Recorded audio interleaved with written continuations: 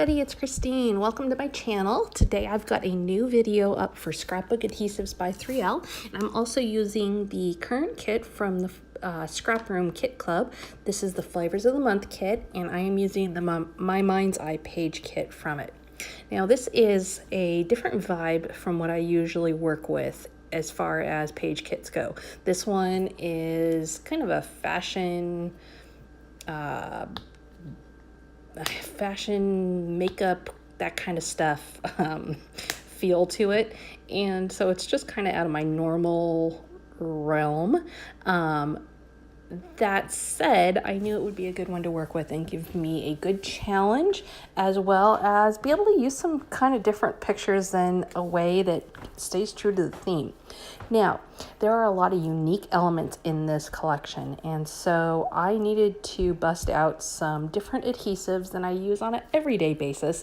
I would say I still use these ones pretty frequently, but the ones in particular that came in use today are the 3D foam circles, as well as the Easy Runner Micro. Now, the 3D foam circles, how are these different? Well, these are great for shapes that have curves, where you don't want the 3D foam squares sticking out around the edges. These 3D foam circles take care of that, and they just fill a need that the squares aren't able to fill. And so I stuck with these today because I had a lot of those kinds of shapes. I had lips, I had bottles, I had lipstick tubes, and just different things that I needed more rounded edges for, and so they were perfect for that.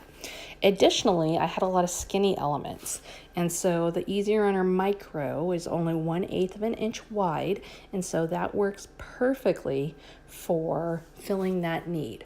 Now, what you're seeing right now, I am kind of starting my design process, and I'm not going to stick with this, but you're seeing me put the adhesive on and set them down. I'm not putting them down too tight so that I can move them around, because I had thought about piling them all up in the corner here, but I wasn't sold completely on it. So I'm just getting my adhesive on each one and setting them there for now.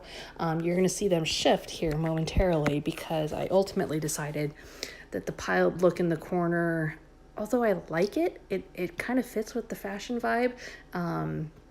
It wasn't working with the pictures I had and the style I was going for. So I end up scrapping that, and what I end up doing is I cut up some of the patterned paper that has eyelashes on it. Yes, eyelashes. So I cut those into individual strips, and I set those at an angle across the layout, and then I'm gonna anchor those with my 3 pictures. The pictures are from my daughter's birthday. We do this birthday adventure thing where we take a stop.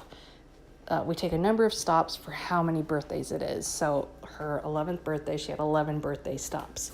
One of the stops was at a neighbor's house to get hair and nails done. And so I thought that was perfect for with this kit. Talk about the glamour and use some of those fun stickers and die cuts that I might not normally have a great use for. So this worked perfectly for that. I am going to mount the main picture onto a frame that was one of the ephemera pieces within the kit. And actually, I think that was within the embellishment kit, if I remember correctly. I think the chipboard pieces actually came within the kit. But you can see how I'm taking kind of a unique design process to this whole thing. Small pictures, mostly because that's what I had, and anchored in interesting positions, and this whole thing just has a really unique vibe to it, which is kind of fun. You know, I'm not gonna say like that this fits exactly in my normal style, because that definitely wouldn't be true, and I think those of you who are watching regularly know that. But I also think it's good to step out of our normal style every once in a while and just explore, play, have fun with it. And that is definitely what I did on this layout.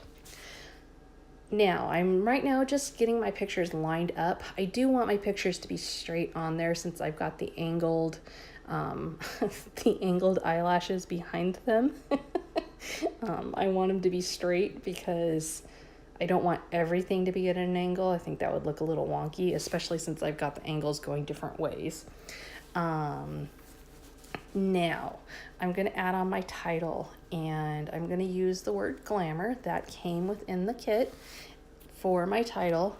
And then I'm going to start building some clusters around that. So I've got my title. I'm going to call it the Glamour Stop. So I also brought in some additional letter stickers. Those ones are from Jelly Bean Soup. And then I'm just going to play with the ephemera and with the chipboard pieces, as well as fussy cut pieces. A lot of the pieces that you're seeing today are actually fussy cut from one of the patterned papers. And I'm going to keep it pretty simple and just create a few clusters, one around the title and then one opposite of each of the small pictures.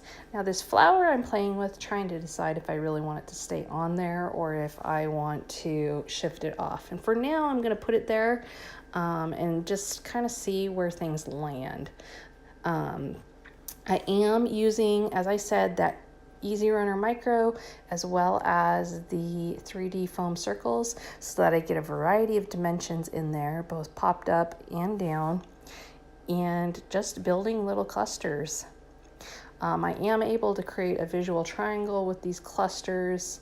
It's not the best design in that respect because you could also have a triangle from the photos, and so it's kind of busy in that respect, but that's okay. You know, I got to use some fun stuff and just roll with the way the design goes. Sometimes it doesn't go exactly along the rules, and that's okay. I am going to work in a few additional things that you're going to see in the final product, but they're off camera. And those would be, I'm going to work in some mist, just some black splatters. I'm also going to use some gold enamel dots that came in the kit. And I am going to switch out that flower and put in some chipboard. All these things happened off camera, and you'll see them in the final picture, but I just didn't get them recorded. I was kind of pressed for time on finishing this up, and so forgot to hit that record button. It happens every once in a while, you know.